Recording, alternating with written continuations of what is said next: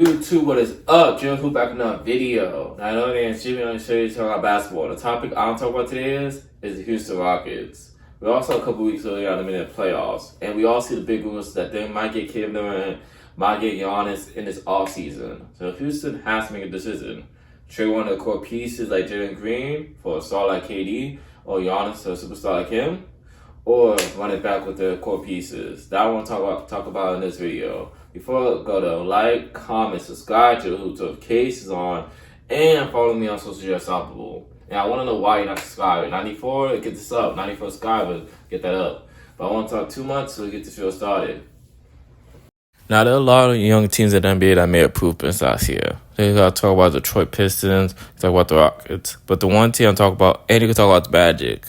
But the one team I'm talking about right here is the Houston Rockets, who made a big improvement last year.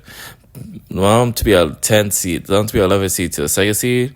I did not expect this year to do that last season.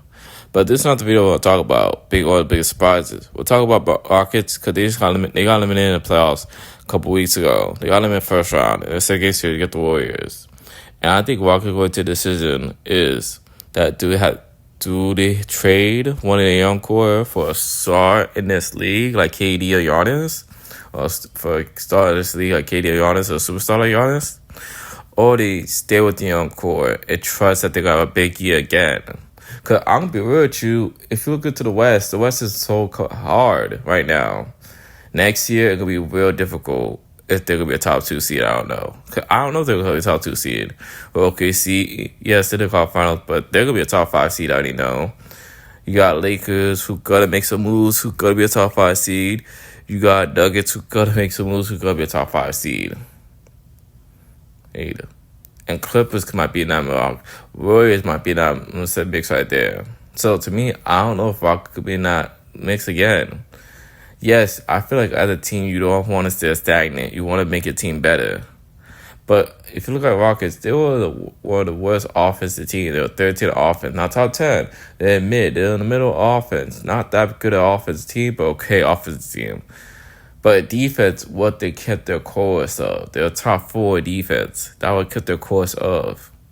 Yes, they have great veterans like Federer Lee, Dylan Brooks, Jeff Green. And they have great veterans on that team. Steve Adams, who didn't have to win a playoff game. But to me, I'm not saying throw away your whole depth. I'm not saying that. I'm just saying, to me, we got to talk about your second best player. I think Segu is your untouchable. First best player is Segu. I think he's very untouchable. I think with the season he had, definitely should have been an All-Star. Definitely should have been All-NBA. Surprised he didn't make it, but I see the people over him, so it kind of makes sense. But Segu was an All-Star for a reason. Averaging 20 points a game, averaging 10 rebounds a game, shooting that good from the field goal, from 53% field goal. And he did great in the playoffs, averaging 21 points a game. He looked like he was not fair in the moment. Yeah. So to me, Segu looked like untouchable to me. Most definitely looked like untouchable. I think you should stay off of him. I think you should not trade him at all. He's your best player. He did great in the playoffs. He did what he had to do, and that's it. But you can't win the playoffs by yourself. Now, Aaron Thompson, I think you're untouchable. Aaron Thompson, who is a great defender, is a good defender, good rebounder. I think he could be pestle in this playoffs. That's for next year. So to me, I think he should definitely be untouchable.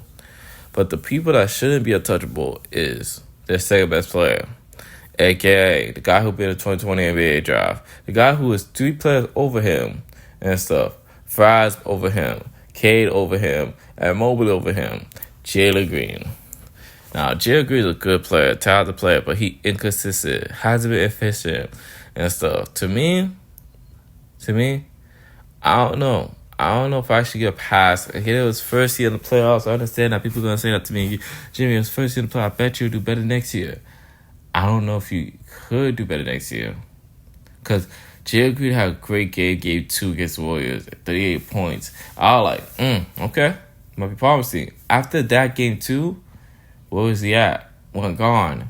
38. He had 38 game 2, 9, 11, 13, 14. If he played great in those series, he could not beat the Warriors. But he didn't play great. Yeah. So at the end of the day, to me, you're going to think to yourself like this. Yes, you keep your own core, make one move and stuff. And you trade for a guy like Herb Jones, who's a good defender, great guy, great player and stuff. That really helped him a lot. You could trade for that and keep Jalen Green. But to me, do you really trust Jalen Green to win your playoff series? Trust your second players to win your playoff series. Because Segu and Steve Adams, your front court worked most of the majority of that Warriors series. And I won you 2 playoff games. Do you really trust Jalen Green to win you 2? Because he wasn't even efficient during the playoffs and stuff. To me, I'm just thinking to myself, if the Phoenix Suns come on the board and they said, hey, we'll give you that Booker for Jalen Green, you're not going to tell you're going to say yes for that? Or Giannis, or the Bucks say it'll give Giannis to Jalen Green. You tell me you're not going to say yes for that? Because right now, a lot of teams are just trust either young core. I think it's the wrong thing. With the West getting stronger and better, I don't know if Rockets going to be that top 2 seed. I'm not saying it was by luck. They deserve that top 2 seed they had last season because the new season coming up. But to me, I don't know if they're going to be that back in that mode. So to me, I think it's time to drink a trade. Prepare yourself. Cause I think you want to go farther than this first round. I think you want to go farther than the second round, third round, make it to the finals. That's the whole goal right there. So I think it's time to make a trade. And so I'm not saying who wear 2. I'm not saying the player. I think Giannis or KD or Devin Booker could be another player that I didn't think of, but I think it's time and stuff to Houston make a trade. Because to me, with the West getting better and better, and we were hard to make playoffs next year. Really hard. Really hard. And I don't know if they're prepared right now. So I want to hear you guys' thoughts down below. You think Houston Rockets have to make a trade in the offseason or keep the young core? Or you think they have to keep the young core to go far to the playoffs? Tell me down below what you guys think. First, go to like, comment, subscribe to Jl'hoops, and follow me on social media. You have a great day. I'm out, guys.